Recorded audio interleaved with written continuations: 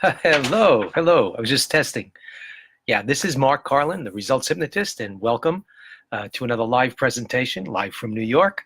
I've been going over different elements of things that can help you to stop smoking cigarettes.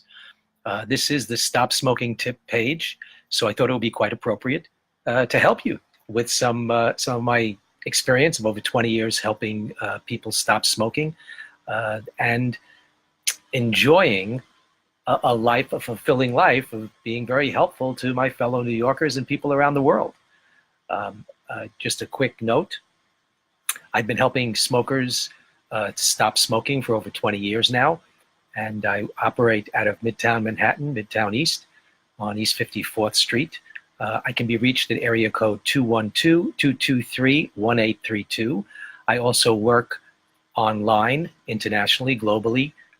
If you have interest in getting help and you want to stop smoking, and by now you've probably figured out that you do need some professional help to help you, because if you really haven't quit smoking by now, and you've been trying for a while, and you just don't know what to do to stop, and you need a little bit of help, a little bit of motivation, it's time for you to take some of that take some of that angst,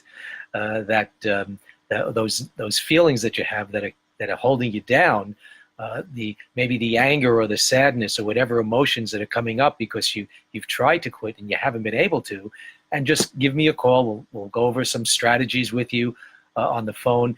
The initial call right now is still free. I do charge normally $97 for that initial consultation, and I am still offering some free consults available right now till the end of the month. So give me a call. Also, you need to know that my program, my basic program for helping people to stop smoking, is currently a $350 savings over the cost of my hourly consultations. So there's no better time than right now for you to get on the phone, give me a call at 212-223-1832, and I'll be able to hook you up with some, if not anything more than just good information, certainly that. And if you'd like to go forward and stop smoking for good, we can schedule your first appointment. So what I've been talking about is how our mind works. So what I wanted to do today is just to go over a simple model of the mind, and I'm going to see if I can get this on the screen here and still see what I'm pointing out. This model right here is it's a model of the mind. The outside circle, as you can see, is our conscious mind. It represents our conscious mind. And these are the four, oops, this is a little bit difficult for me. These are the four parts of the conscious mind. There's the rational mind, the analytical mind, there's willpower, and there's temporary memory. Now, the analytical part of our mind, that's the part of our mind that's responsible for judging things, for analyzing, as the name the name clearly says. It's analyzing what's going on. So we look at things. It's the part of our mind that we're most familiar with. It's the part of our mind that gets us through usually our job situations. When we're learning new things, we're using our analytical mind, and that's a very important part of our mind. And it is in our conscious awareness. Then there's also the rational part of our mind. Now, the rational part of our mind is the part of our mind that has to have a reason for everything that we do. It's important that we have this reason, because if we start to do things and we really don't have any reason for doing them, people start to think that you're a little batty, you're a little nuts, and they might send you off to a mental ward of the hospitals around here because you're responsible to know why you're doing the things you're doing. So in order to keep that from happening, our rational mind has to have a reason for all of our behaviors. And the problem with that is most of the time, we don't really know why we do a lot of our behaviors. You know, people wonder why they smoke cigarettes. They know it's bad for them. They know it's shortening their life. You know, they know it's costing them lots and lots of money, and they wonder why they smoke. So when they're asked, that question of why do you smoke, what happens is the rational mind, which has to have a reason, usually makes stuff up. Now, it makes stuff up really beautifully because it makes sense. Most people, I say, why do you smoke? Well, I like to smoke. Well, they think they like to smoke, but they really don't. I don't know that anybody likes to smoke. And I've gone over some of the reasons why people don't like smoking. And I'm going to go over some more in the future as to why people even say that they like to smoke. So people don't like to smoke. Let's just clear that up. There's really nothing to like about nicotine, nothing to like about cigarettes. They really don't like to smoke. What they really do like is the feeling that they get from smoking. That's what they do like. The smoking itself is not something that they like.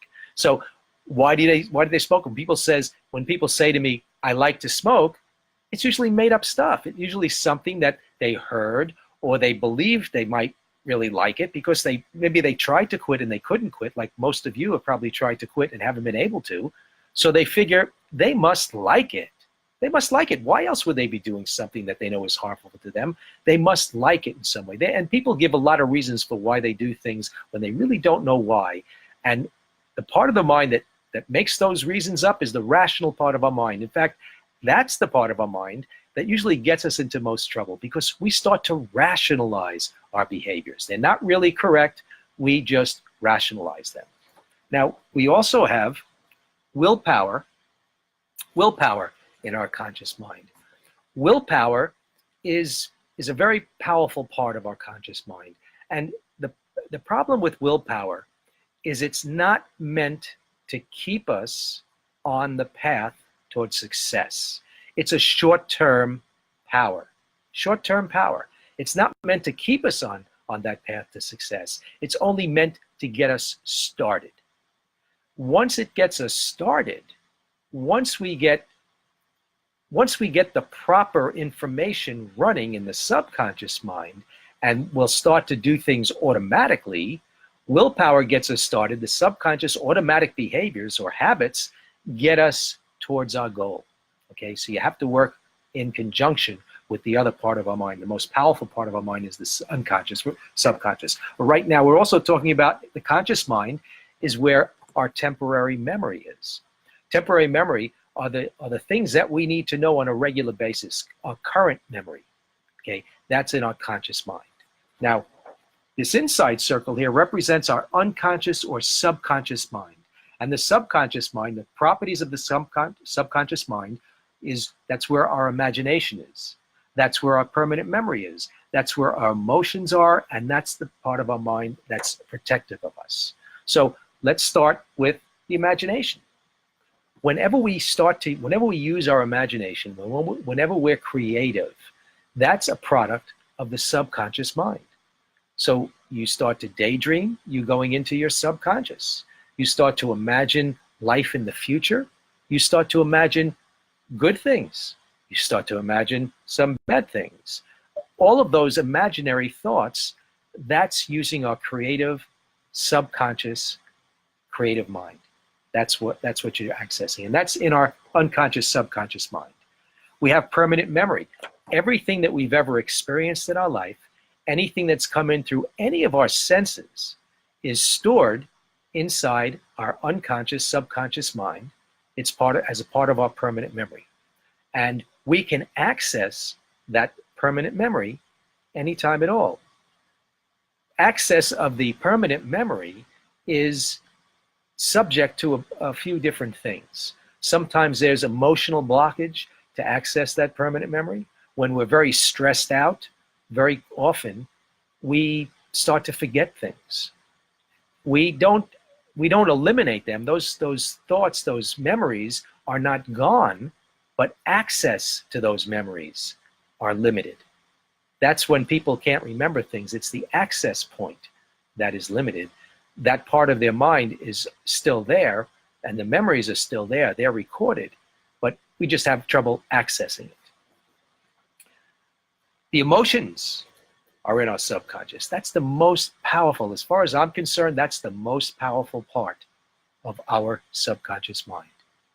All of our emotions have meaning. Our emotions are very strong motivators to keep us doing the things that the subconscious believes will protect us. Okay? Our subconscious is always looking to protect us. In fact, that's the protective mind right there in the subconscious. So everything that we do from a subconscious level, we do to protect ourselves. We're not looking to hurt ourselves. I don't believe there's any such thing as self-sabotage. I don't know who came up with that idea. It's not self-sabotaging behaviors. It's not intentional self-sabotage. All of our behaviors are for a positive intent. Usually the problem is that positive intent is not going in the same direction that we consciously want to be going. But it is working on its own agenda to protect us. So it's our job to figure out what it is that we're looking to protect ourselves from and how we're looking to protect ourselves and what better way is there that we can use to protect us. That's part of what happens when you work with me as a hypnotist to help you to change the way that you think, feel, and believe. Because right now, if you're smoking, you're probably thinking that you have no choice. You're probably thinking that you really want to do this. Or you might be feeling that you really want to do this, and you're probably thinking, why am I still doing this? So we need to change the way that you think, the way that you feel, and what you believe. And so if you believe that you'll always be a smoker, then that's a problem belief. Because that belief will keep you locked in to being a smoker forever. So one of the first things you really need to do is start to understand that you don't have to be a smoker your whole life. Even if you struggled at it, even if it's been the most difficult challenge of your life to this point, you don't have to hold on to being a smoker. There is a solution out there that's really just for you. And I can help you with that. My name is Mark Carlin. I'm the Results Hypnotist. I'm going to be going through more of these things over the next few days. I did have a challenge to myself to do this on a regular basis, and so far, I think I've been doing pretty well. I think I'm at 7 or 8 so far in a row, and so I'm continuing to plod on. And you know what I'm finding? This challenge is kind of as challenging as it was when I stopped smoking. Anything that you do new on a regular, consistent basis, if you're not used to doing it, it's going to be somewhat of a challenge. I'm moving out of my comfort zone doing this. You'll be moving out of your comfort zone when you decide, when you figure out that it's time to stop smoking and you move towards that challenge of being a non-smoker. And I'll tell you, it becomes the best decision you've ever made when you decide to be a non-smoker and you follow through to becoming that non-smoker.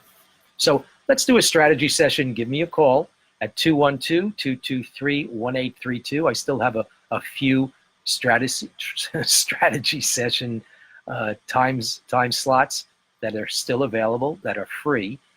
Give me a call at 212-223-1832. Let's see if we're a good fit.